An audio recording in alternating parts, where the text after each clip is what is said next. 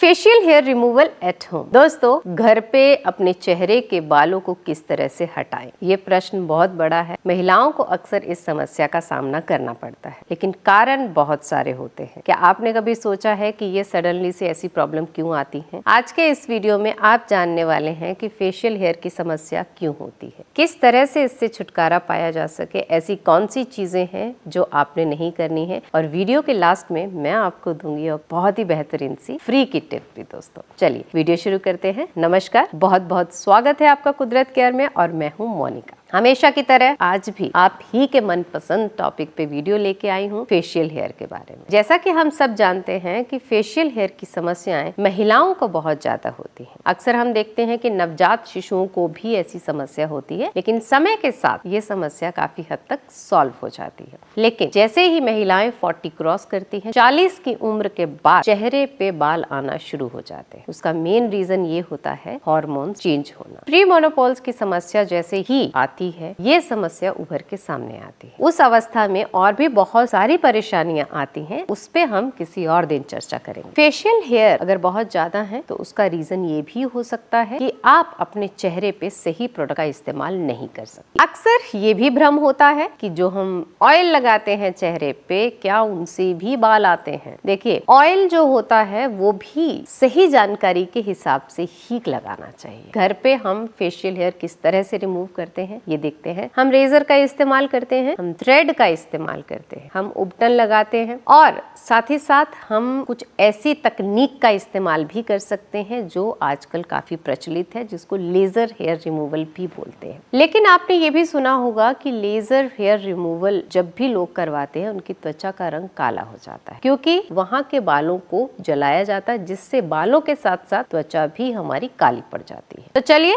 हम देखते हैं कि घर पे हमने फेशियल हेयर को किस तरह से रिमूव करना है। थ्रेडिंग जो होती है वो एक सही तरीका हो सकता है। मतलब मेरा पर्सनली मानना ये है कि अगर आपके चेहरे पे बाल ज्यादा है तो आप थ्रेडिंग कर सकते हैं। रेजर और वैक्स के पक्ष में मैं नहीं हूँ, क्योंकि मुझे नहीं पता है। मेरा पर्सनल एक्सपीरियंस अगर मैं आपको बताऊं तो एक बार मैंने वैक्स किया था, मेरी स्किन सेंसिटिव है और जल गई थी, और अभी भी यहाँ काले के निशान है। रेजर का इस्तेमाल मैंने चेहरे पे नहीं किया है कभी, तो मुझे इसका आइडिया नहीं है और मुझे नहीं पता है, हो सकता है कि ये मेरा भ्रम या भ्रांति हो। मैं कंफर्टेबल भी नहीं हूँ अभी तक। अब बात आती है फेस पैक की। किस तरह का फेस पैक लगाया जाए जिससे फेशियल हेयर रिमूव हो जाए? सबसे पहले मैं आपको बता दूं कि अगर आप थ्रेडिंग करते हैं, उसके बाद एक चीज लगाना बिल्कुल ना भूले, वो है फिटकरी। जब भी आप पार्लर जाके थ्रेडिंग करवा के आए हैं, फिटकरी को थोड़ा सा पानी गीला कीजिए और अपने अनचाहे बालों वाली जगह पे आप उसको लगाइए। इससे बालों की ग्रोथ काफी कम हो जाती है। फिटकरी जो होती है वो एंटीसेप्टिक होती है, हमारी बैक्टीरियाज को ठीक करने का काम करती है। अगर आपकी स्किन डार्कन है उसको भी लाइटन करती है, और साथ ही साथ ये हमारी त्वचा के लिए एक्सेस जो ऑयल होता है ना, उसको भी ऑब्जर्व करती है। तो फिटकरी हमें लगानी चाहिए। अब बात आती है फेस पैक की। अनचाहे बालों को हटाने के लिए बहुत बेहतरीन सा फेस पैक, जिसमें आपने ले लेना है आधा चम्मच बेसन, आधा चम्मच मसूर दाल का आटा, आधा चम्मच फिटकरी का बुरादा यानी फिटकरी का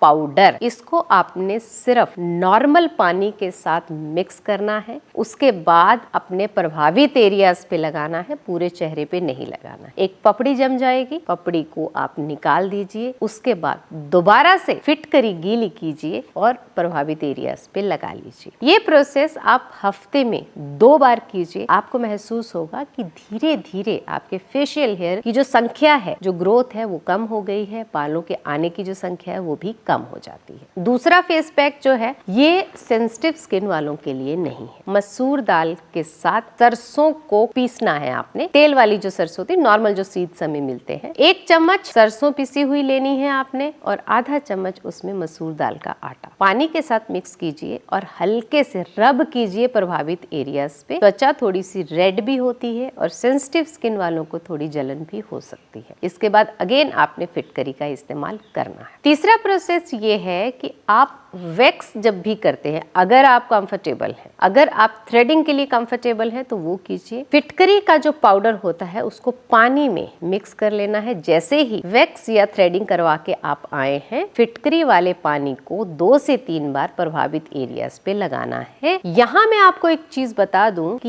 ये सारी चीजें आपने पैच टेस्ट करके ही इस्तेमाल करनी है, उसके बिना इस्तेमाल ना करें दोस्तों। तो ये थे हमारे कुछ स्टेप्स जिससे आप फेशियल हेयर रिमूव कर सकते हैं। एकदम खत्म नहीं होगा, प्रोसेस लंबा है, धीरे धीरे आपको ये करना पड़ेगा। अब आप मुझे बताइए कि आप किस तरह से फेशियल हेयर से छुटकारा पाते हैं, या इनमें से आपको कौन सा कंफर्टेबल लगता है, या आपके घर में अगर कोई दादी नानी पुराने जमाने के लोग हैं तो वो कौन सा प्रोसेस बताते हैं, वो हमारे साथ शेयर जरूर कीजिए। वीडियो यहाँ तक देख लिया है तो लाइक का बटन दबा दीजिए दोस्तों। प्रश्न पूछना बिल्कुल ना भूलें। हम जल्द मिलेंगे नई वीडियो में। बाय।